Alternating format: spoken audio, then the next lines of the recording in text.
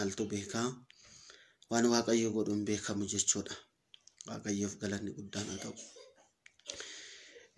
Macaafa qulqulluu keessaa iddoo tokko isinii dubbisee sagantaa keenya gaggabaabaadha waan ta'eef itti fufnaa. Akkas jedha Wangeela Yohaannis boqonnaa 4 lakkoofsa 24 isiniin dubbisa. Waaqayyo hafuuraa, warri isaaf sagadanis hafuuraa fi dhugaadhaan isaaf sagaduun in ta'aaf ittiin jedhe. Irraan deebi'a. Waaqayyo hafuuraa, warri isaaf sagadanis hafuuraa fi dhugaadhaan isaaf sagaduun in ta'a ittiin jedhe jedha.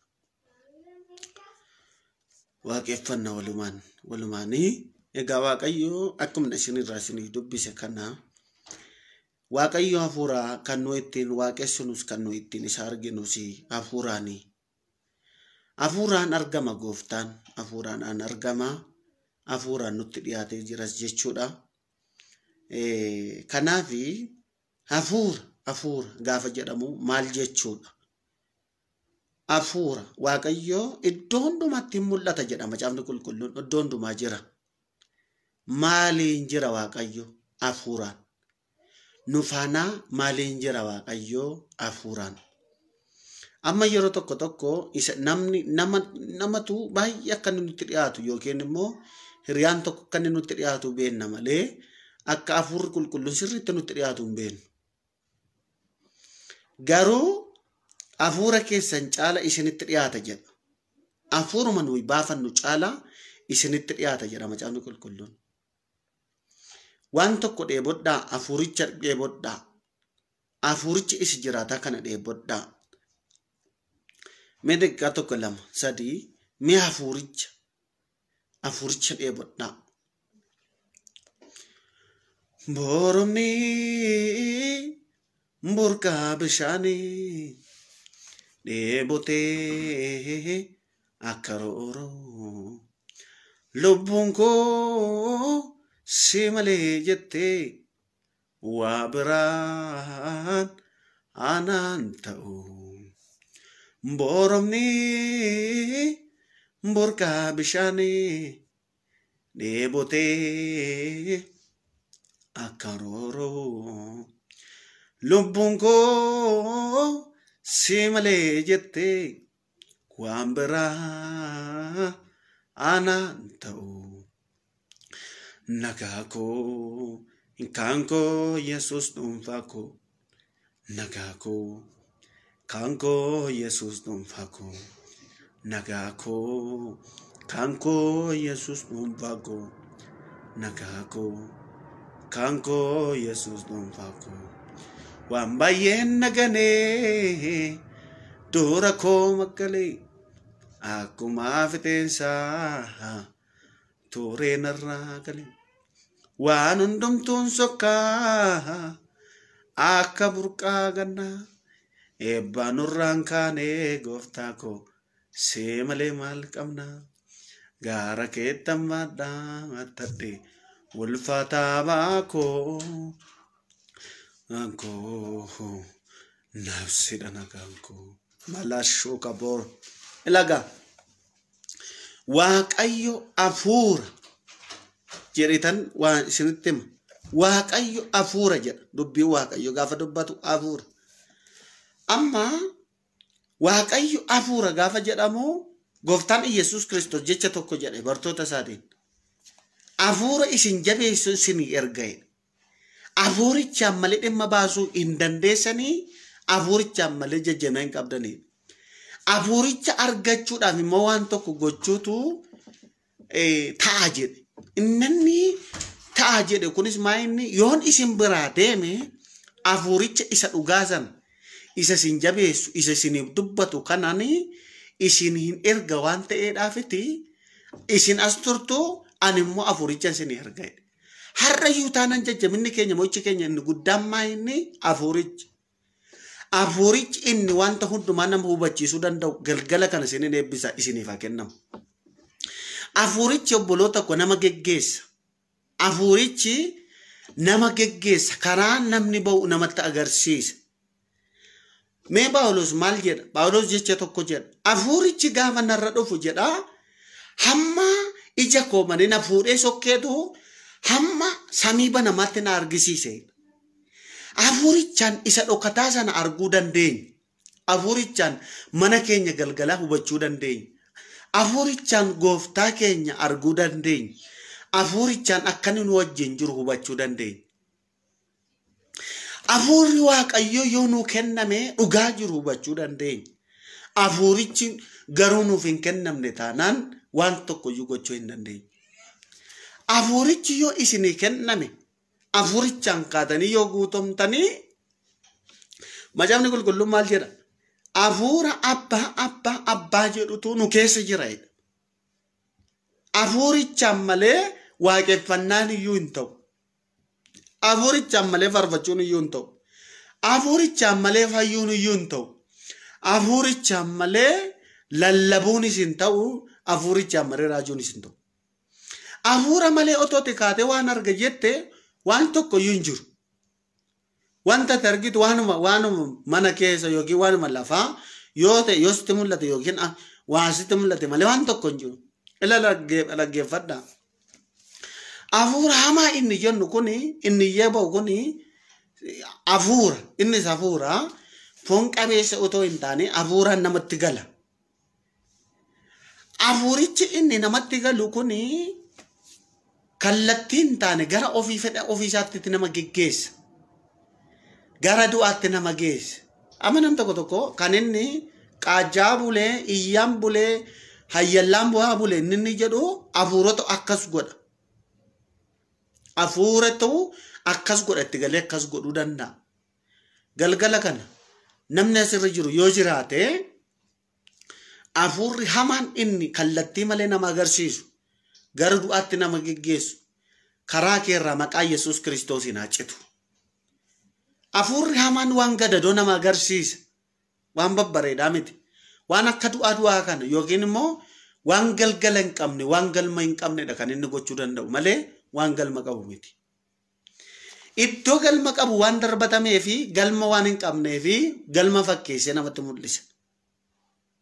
Maqaa gooftaa Yesuus Kiristoosiin karaa keessan irraa haa ka'u. Amma gaa Waaqayyo afuura erga ta'ee ilan waan tokko goomina. Amma yeroo tokko kan namni hin fayya yookiin immoo kan kana ta'a jedhamee ilaalamu yoo waa namarra jiraate yookiin harki namarra taa'e waan namatti hin fakkaatu garuu akkas miti. Kan nu ittiin fayyinu kan nu ittiin jajjabaannu si afuuricha. Afuurichatu gara keenya dhufa. Afuurichaan guutamaniifa dubbatanidha. Macaafni Qulqulluun kan inni intinaa jedhu afuurichaan guutamaniifa dubbatanidha malee waan biraan wanta adda biraan tokko hin jiru. Isin asirra garuu nama muraasa saatiinis deemee wanta jiru namoota muraasa. Garuu afuurri qulqulluun na fidee gara keessan na fideera galgala kana. Maqaa gooftaa Yesuus Kiristoosiin afuurichaan fayyaa. Maqaa gooftaa Yesuus Kiristoosiin afuurichaan geggeeffamuu akka dandeessan, afuurichaan fayyina keessan akka hubattan, afuurichaan galma keessan akka hubachuu dandeessanii isin jajjabeessaa maqaa gooftaa Yesuus Kiristoosiin galgala kana afuuricha keessa galaa. Mee waan tokko isinii dabala. Iskeel maal jedhe? Afuurichi na fuudhee ta'u dachee lafeen keessa guute tokko keessa na geesseedha. Maaltu na fuudhee na geesseedha? Afuurichatu fuudhee na geesseedha. Isaan booddee erga na geessee booddee erga na argisiisee booddee kuni jiraachuu danda'oo naan jedheedha. Laala maaltu fuudhee geesse yoo jettan afuura. Afuuratu na fuudhee na geesse jedha. Geessuusaa duwwaa miti. Afuurichi geessuusaa duwwaa otoo hin taane mee kanaan immoo ka'iiti afuurichumaan immoo raajii dubbadhu naan jedhe. Kuni jireenya godhachuu danda'a erga naan jedhee booddee afuuricha kana suusisaa jiru afuurichatu waa godhaa jira. Har'a yoo nan dubbadhu. Afuurri dubbatu kuni afuura hojii hojjechuu danda'udha. Afuurri nuu kenname kuni afuura waa jiraachisuu danda'udha. Afuurri nuu kenname kuni afuura waa nama agarsiisuu danda'udha. Afuura dhaggeeffadhaa. Afuura waaqayyo afuuraan nu faana jira. Isaan booddee gaafa inni jedhu kan hoosi duwwaatu beekan jedheenidha. Isaan booddee dubbadhu naan jennaan nan dubbadhee gaafa dubbadhu sokossuu jalqabeedha. Isaafiyyuu waan haaraadha waan ta'eef. Isaafiyyuu waan haaraadha waan sammuu isaa gararraadha waan jireenya isaa gararraadha waan ta'eefiti namicha kanaafiyyuu waan haaraadha. Ilaaltanii inni sokokseedha lama walitti hiikeedha sadii foon godhateedha afur garuu lubbuun godhanne foon godhatee wanta hundumaa ta'eetu boca ribuu godhateetu lubbuun godhanne. Isa kanaaf immoo maal gootaa ammas akka gootu qilleensa garee alfanirra jiruuti goree alfanirraatiitti maal godheedha itti waamiidhe. Ilaala afurichumatu lubbuu ta'a galala isaan booddee dhufee lubbuun itti gale. Maqaa gooftaa Iyesuus Kiristoosiin du'aan kee hafuura kanaan lubbuu haa godhatu galgala kana. Inni si jalaa du'e. Okkonomiin si jalaa du'e.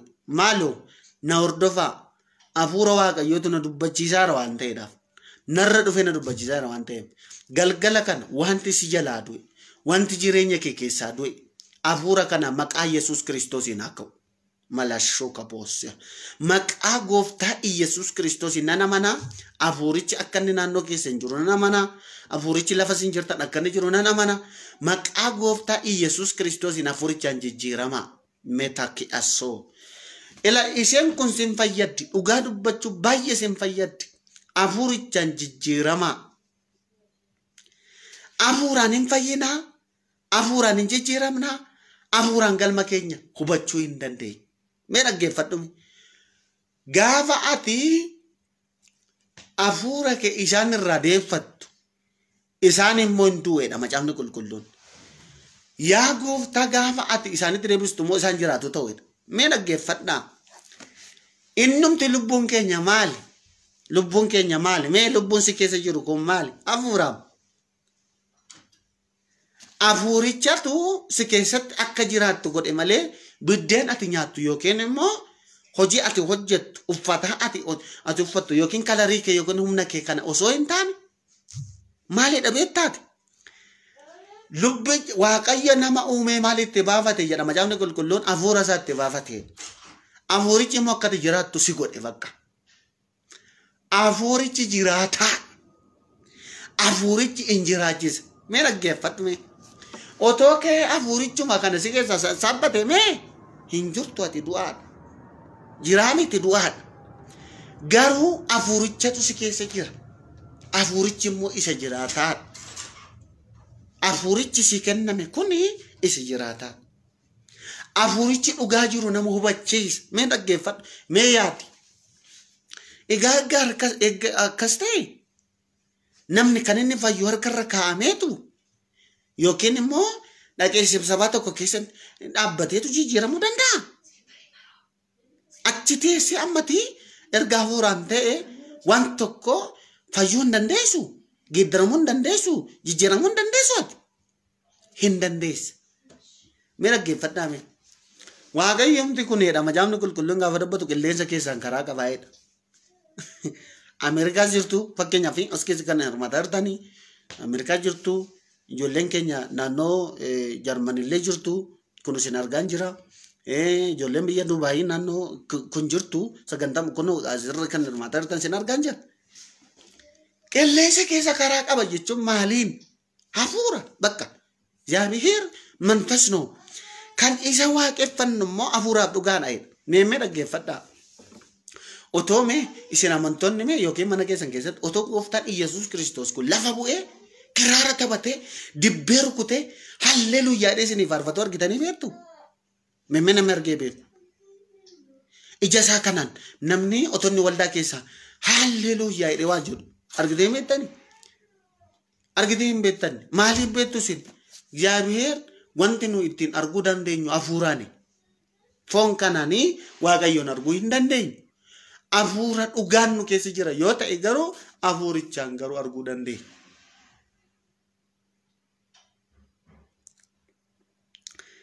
Macaafni qulqulluun maal jedha Phaawulosi afuuricha warra afuuricha kennameetu hamma tokko yaada Waaqayyo hubachuu danda'e. Fayyisuma harka Waaqayyo kana hubachuu kan danda'an isaan kana. Melaarshe kaboosa ki ababa. Egaa Waaqayyo sagalee anatti isinii kenneera. Akkan dubbadhu afuurichi narra dhufeera. Mee kottaa dhaggeeffadhaame waan tokko. Gooftaan Yesuus Kiristoos gaafa du'e booddee ol ba'e jedha miti. Ol waaqarratti ol ba'e jedha. Garuu guyyaa muraasa booddee immoo hafuura koo isiniin erga'e. Maaloo na hordofaa. Hirgixanyaanan keessuma obboleettiin tokko baay'ee waan tokko dhugaan jiru kun si galee keessi kee kun baay'ee sitti dhaga'amaa jira. Seensis godhaa jira. Milikkita gargaaramuu keeti always. Dhugaadha milikkita gargaaramuu keeti. Amma dhugaa jiru si hubachiisa Waaqayyotu galgala kana dhugaa jiru tokko Waaqayyotu nama hubachiisaa jira. Amma isin eebbisa maqaa gooftaa Yesuus Kiristoosiin kanarra jireenyi kee hafuuraan maqaa gooftaa Yesuus Kiristoosiin siif banamu. Dhugaa jiru nu hubachiisa as keessa nama sadinaan jedhaa jira hafuurri Waaqayyoo. Dhugaa jiru akkamitti akka Waaqayyo nama fayyisu akkamitti akka Waaqayyo nama gargaaru. Akkamitti akka Waaqayyo namatti dhiyoo jiru Waaqayyo akkamitti hafuura akka ta'e dhugaa jiru tokko hubachiisa naan jedhaa jira Waaqayyo. Laashoo kobrooda ki ababaasiya larrasi kamoosiya hafuurichuma sanatti immoo jiraata. Isaan booddee gaara ol ba'ee jennaan hafuura koo isin erga'e. Otoo isaan olitti namanii abdii kutannaa ta'initi Waaqayyoomti gooftaan sin haa eebbisu akka carraa taatanii. Laayinii kanarra kan jirtan dhugaa hin eebbifamtan sin. Baay'ee dhugaa Waaqayyo sin hubachiisu tokkotu jira. Waan Waaqayyo sin hubachiisu tokkotu jira galgala kana. Hirgitanii saatii gabaabaa qabna. Hafuurichuma kanatu sin gargaara. Hafuurichuma kanatu waa sinitti dhaga'ama waan ta'eef. Isaan booddee otoo isaan kadhataa jiranii kadhannaa kadhatanii jiraadha. Qaqawweessa isaan gidduutti gaafa abidda tokkotu mul'ate. Isaanis afaan hafuura haaraadhaanitti dubbachuu jalqabanidha. Guutamanii dubbachuu jalqaban afaan garaagaraadhaan. ምንድን ነው እሱ? የእግዚአብሔር መንፈሱ ነው። በቃ አፉሪቻቱ ኢሳንረ ፉዴ ዱፌቱ dubbachuu jalqaba. Inni kaleessa Phexros mana keessatti galee waanuma onneen qabne mana keessa dhaabbatee dubartii tokko sodaatee jedhutu namatti gadi ba'ee lallaba isaatiin nama meeqatu fayyee jedha. Nama 3,000 ol achi gadi ba'eetu Kiristoos cimaa ta'uusaa Kiristoos guddaa ta'uusaatiiti maal godheedha hin lallabeedha. Oh haleluuya. Hafuurichi inni Phexros farra dhufe sirra haa dhufu galgala kana. Maqaa gooftaa Yesuus Kiristoosiin hafuurichi inni namootarra dhufaa ture maqaa gooftaa Yesuus Kiristoosiin sirraa dhufu. Elisin eebbisa hawwii kooti. Hafuurichi inni namarra dhufe inni dhoksaa nama agarsiisu suni maqaa gooftaa Yesuus Kiristoosiin jireenya keerraa dhufu. Amma agartuu keerraa dhufu maqaa Yesuus Kiristoosiin. Uffata keerraa dhufu maqaa Yesuus Kiristoosiin. Amma namummaa keerraa dhufu. Matoo soolaa raadaa naamaana.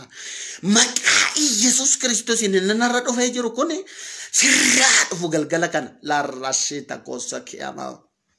Innaan isaa booddee dhagaa.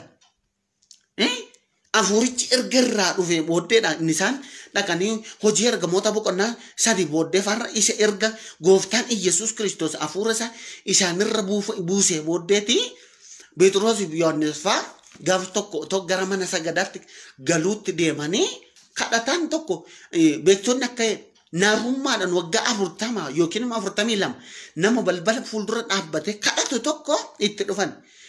Sanbata isaatii booddee erga ta'ee booddee iddoo sana balbala sana fuuldura kadhataa gaaf tokko namichi akkuma mala isaatii horii kadhatee innaan Phexros fi Yohaannis akkasittiin jedhan. Akkas gara keenya ilaali ittiin jedhan. Maaliif hojii ergamoota boqonnaa 3 irratti fudhataniiru hafuuricha fudhatan. Hafuuricha fudhataniiru waan ta'eef namichi waa irraa argatu se'eetudha. Macaafni qulqulluun waa irraa argatu se'eetu maal godheedha sirriitti gara isaan ilaali. Nuyi warqee meetii hin qabnu. Garuu isa nuu kenname qabna manfasaallee. maqaa gooftaa Yesuus Kiristoos namicha Naazreetiin deddeebiin. Abeet. Aggeeffad warqee miti abbookoo konkolaataa iyyuu miti birrii iyyuu miti hafuurichi siifaa kennamu. Ila wanti dhimma kee du'aa kaasu birraa adelleem wayidammoo warqee adelleem manfasuu no. Galgala kana maqaa Yesuus Kiristoosiin hafuurichi sirraa dhufu. Maqaa Yesuus Kiristoosiin siifaa kennamu. Ergitanya nani waaqayyo kanuma akkan dubbadhu laphee korra kaa'e dubbadhu kanuma dubbadhu naman geeddaranaan jedhe waaqayyotu. Yoo isin danda'ame booddeetti deebi'aa dhuma jalqaba sarara kaati dhaggeeffadhaa. Utuma kana dhaggeeffattanii waatu isinitti gala waan ta'eedhaaf. Lashoo kobosso kee'amaa. Maali warroomti doon ko hafuura otonni hafuura kana itti ergee hin ka'uudha. Macaafni qulqulluun ko hafuurichuma gaafanne itti ergu hin ka'uudha. Warri si jalaa du'an dhimmoonni si jalaa du'an kun hafuuricha maqaa Yesuus Kiristoos irraafamanii akkaan. Hafuura isa itti baafateen sun ko cimaadha. Hafuura isa itti baafateetu hin kaasa hafuura isaan booddee maal jedhaa kutaasan ka'e yennaan namichi kun namicha Naazreetiin ka'e deddeebi. Gaafa ittiin jedhamu ka'e deddeebi.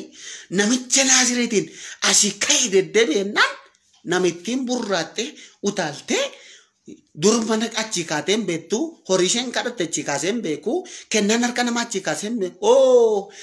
Ilaalaan dhaggeeffadhu gargaarsa hafuura qulqulluutiin garuu hin kaataa deebitee iddoo sanatti garuu hin argamtu. Nan dubbadhaa maqaa Yesuus Kiristoos lafa kuftee hin kaataa hafuurichaan hin kaaftaa garuu akkati hin kufnetti immoo si kaasa cimsee si dhaaba. Isaan booddee namoonni akkasitti hin jechuu jalqaban.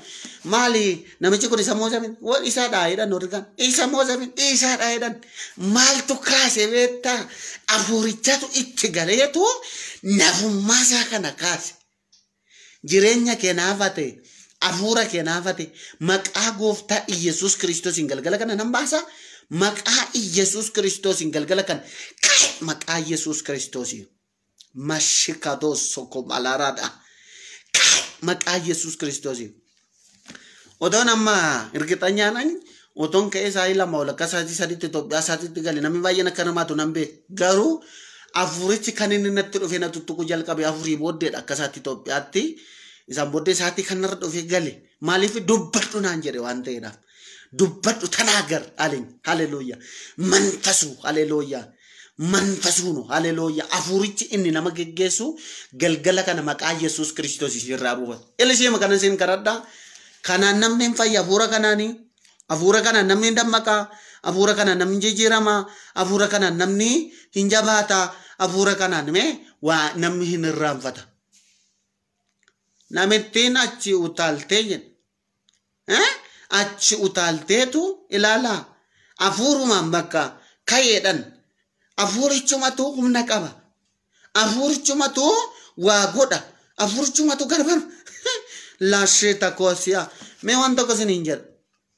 Maaliin machaa'eedha Phaawulos gaafa dubbatu. Hafuuricha machaa malee daadhii wayiniif yookiin immoo waan biraa miti. Maqaa gooftaa Yesuus Kiristoosiin hafuurichaan of wallaalaa.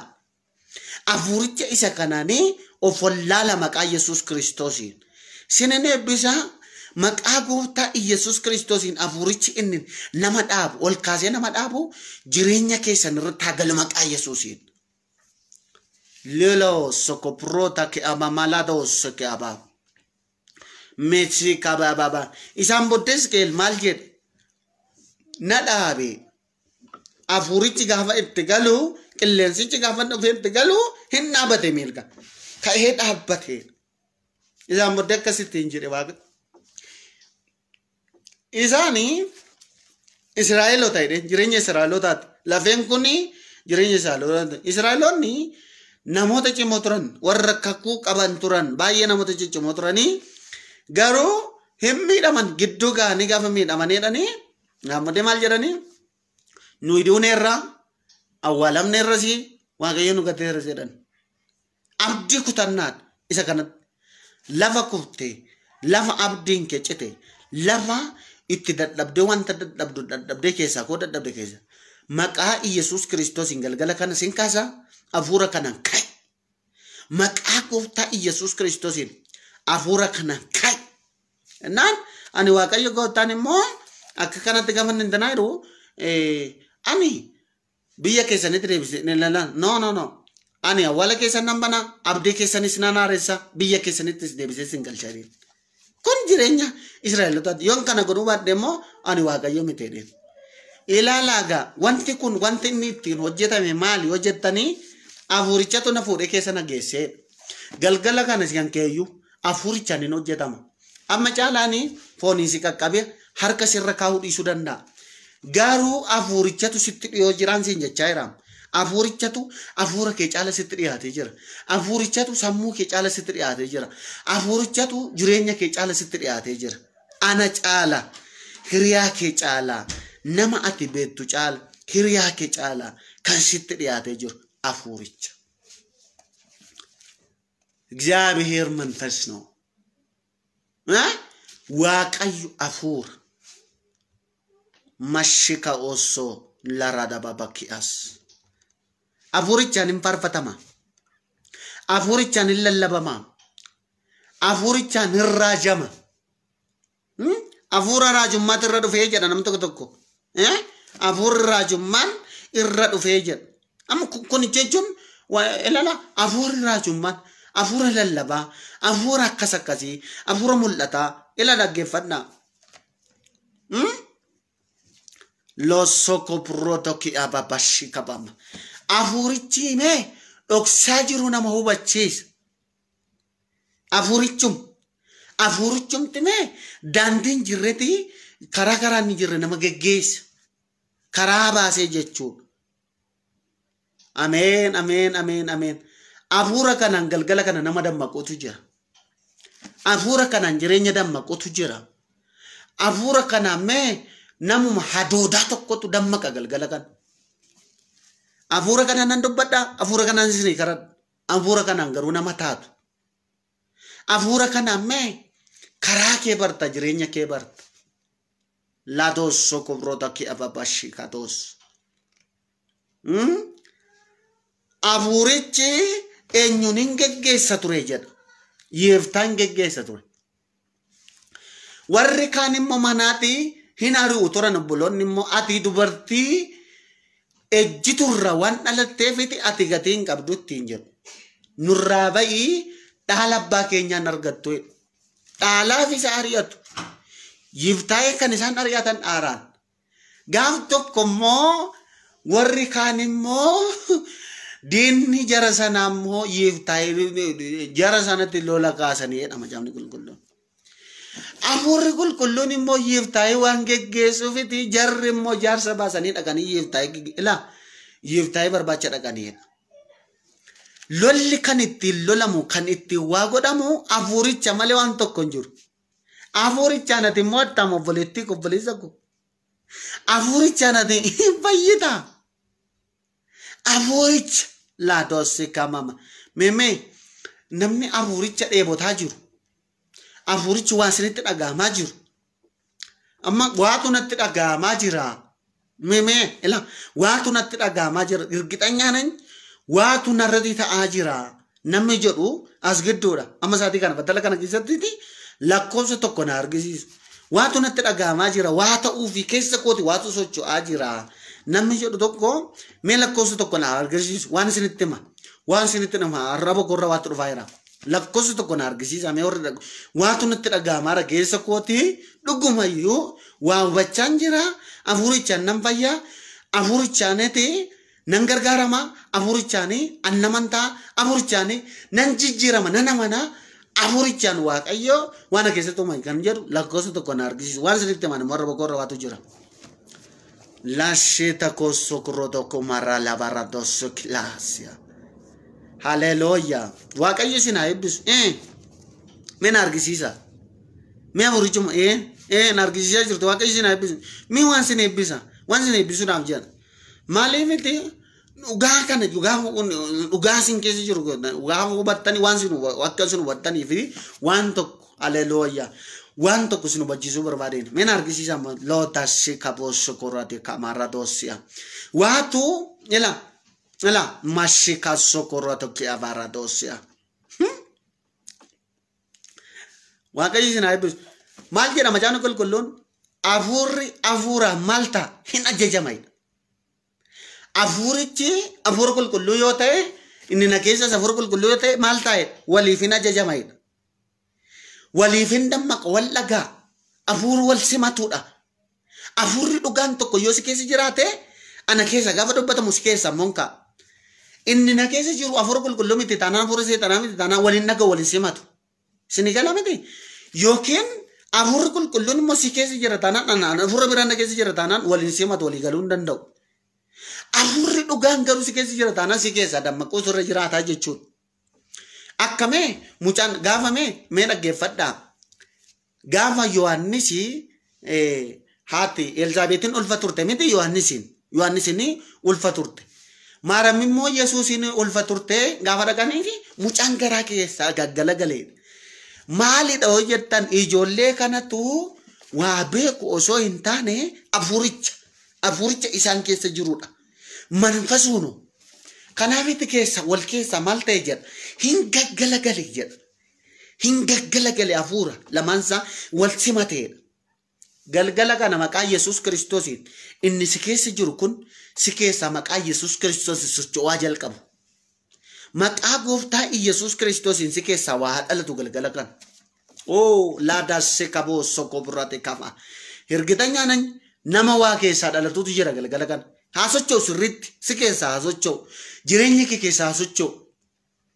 Hafuurichi na nyaateedha garaa koo keessa na nyaateedha miti garbichi waaqayyo na nyaateen sun dubbii qaba ho'aatu keessa jira keessaa dhalatuuf jedha jechuudha.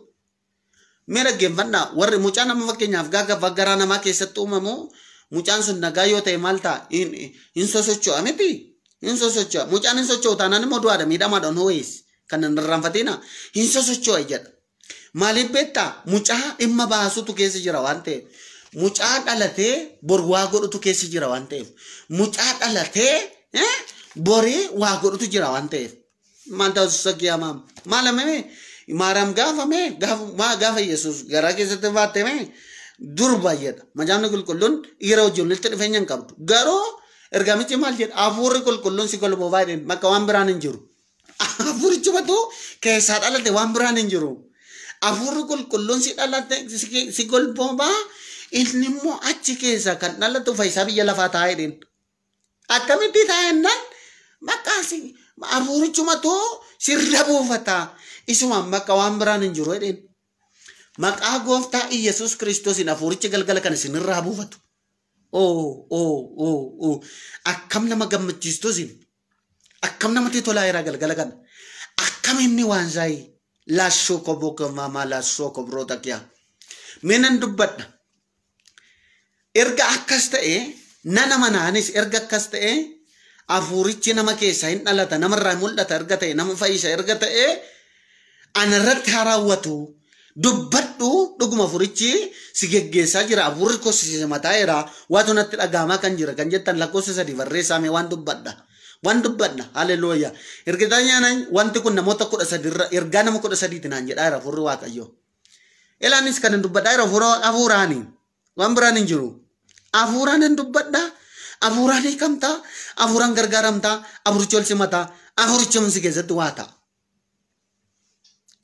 La cosa è dafa lo socorrosco socomana teas mataka sekabos bragiato kosebaki amara malaradika so la babasheta koseka mamala malarashika bo sokoradia baba baklasia makase tokoso la babana kosokoradia baba maka Jesus Kristus maka Yesus Kiristoosiin hafuuricha kanaan maqaa gooftaa Yesus Kiristoosiin galgala kana fayyaa hafuuricha kanaan nama haaraa ta'a hafuuricha kanaan dubbadhaati mo'icha argadhaa hafuuricha kanaan galgala kana jijjiirama hafuuricha kanaan galgala kana nama haaraa ta'a hafuuricha kanaan galgala kana nama dhugaa baasu nama waaqayyoof Oloto soko la radika soko la baba soko mradea. La shitakas. Ela ufe hallelujah. Lepe kesan kanat afuricha tu ufe na majira. laphee keessan kana keessatti miillatti jilbatti afurichatu dhufee galaa jira natti mul'ataa jira wayitu lassi kaboosaa sammuu namaatu banamaa jira ilma nama bilisa ba'aa jirutu jira laashita koosoo ba mee amana larrashi kaboosu keema afurichi inni jiraatan jireenya keettaanamu afurichi inni jiraatan mee dhufee laphee keettaanamu afurichi inni jiraatan mee galgala kan sammuu keettaanamu maqaa Yesuus Kiristoos isaan bilisa ba'i laadaasi kamara la yaboso korodo komba baba ki adase kama baba malarashi kaboba ta'eer sirratti ta'eera maqaa Yesuus Kiristoos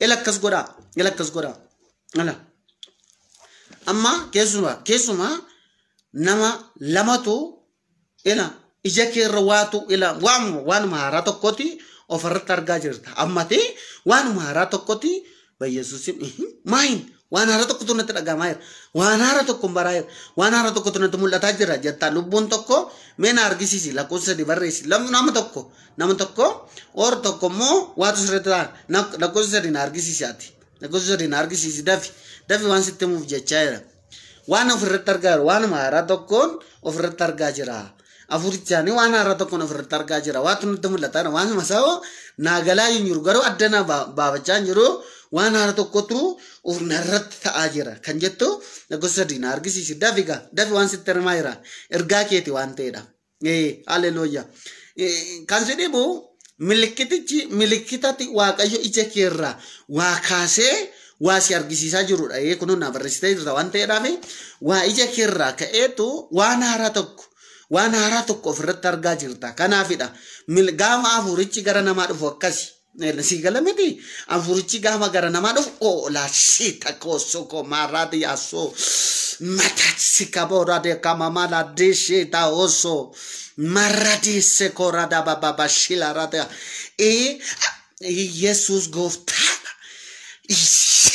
gooftaan meeqas godha ija keessan irraa waa kaasa maqaa gooftaa Yesuus Kiristoosiin waan haaraa hubadhaa ija keessan irraa waa kaasa yaa laasota kidhamaos dhugaa waaqayyooti namoonni sagantaa kana baay'ee hordofaa jirtan afurri waaqayyo baay'een hordofaa jirtu namoota 17 naan jedhaa jira waaqayyo laashee kamooso koolaa baaradoos warri isin gargaaramtanii namoota 17 naan jedha waaqayyo dhukkuba garaagaraa kan qabdan sagantaa kanarraa hirmaata kan jirtan namoota 17 naan jedha waaqayyo amma irratti dubbadhu keessaa goga har'a galgala kanaa kaasanii waaqayyotu hin fayyu naan jedha keessuma namni shanii hin fayyu galgala kanaa kaasanii ofirratti argu fayyina isaanii amma yeroo kanan itti qilleensa nan fayyisa naan jedha irratti dubbadhu naan jedha hafuurri waaqayyoon isin irratti dubbadna lakkoofsa tokko na argisiisa dhukkuba garaagaraa kan qabdan dhukkuma foonii garaagaraa kan qabdan dafa lakkoofsa tokko barreeffadha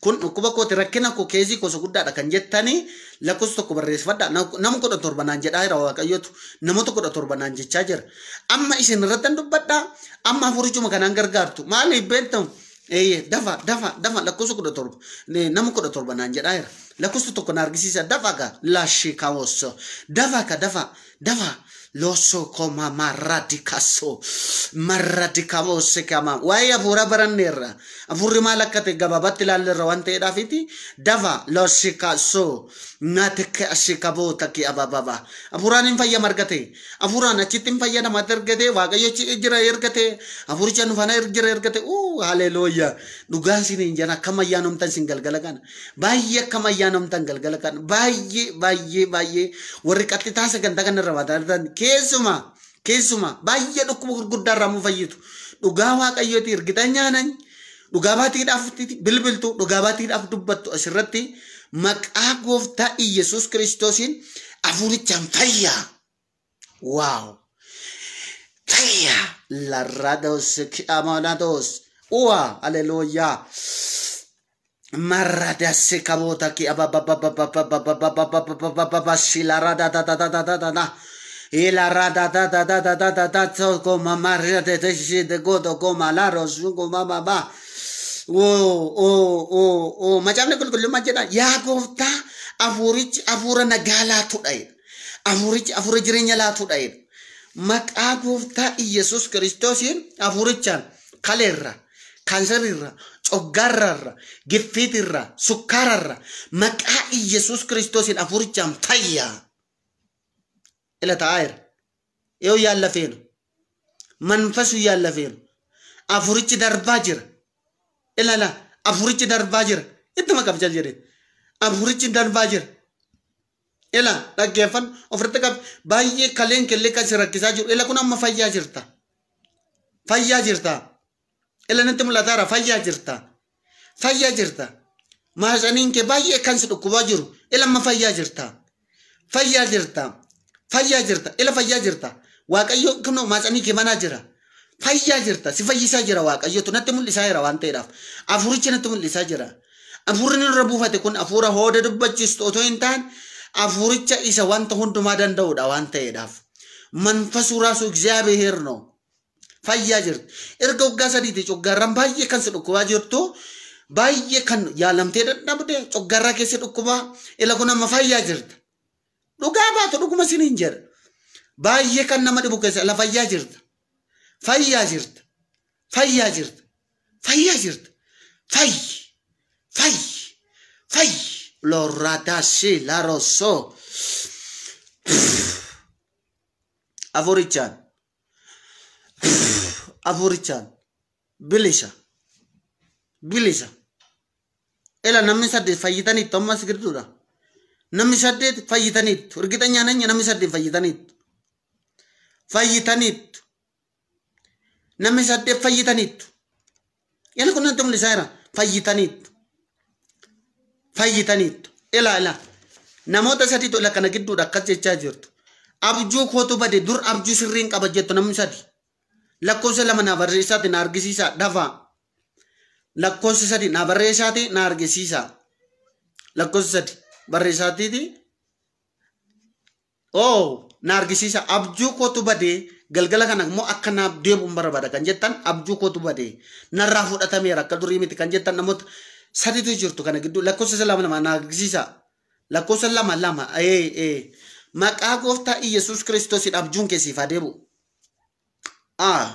Maqaa gooftaa Iyesuus Kiristoosiin abjuun keessiif adeemu. Abjuun keessiif adeemu. Abjuun keessiif adeemu. Abjuun keessiif adeemu. Olaadha shikababa. Abjuun keessiif adeemu. Larrada tata. Baay'ee gargaaramaa jirtu argatanii nyaanani. Dhuguma siniin jedha. Malarararararararararara. Abjuun keessiif adeemu. Deebi'eera.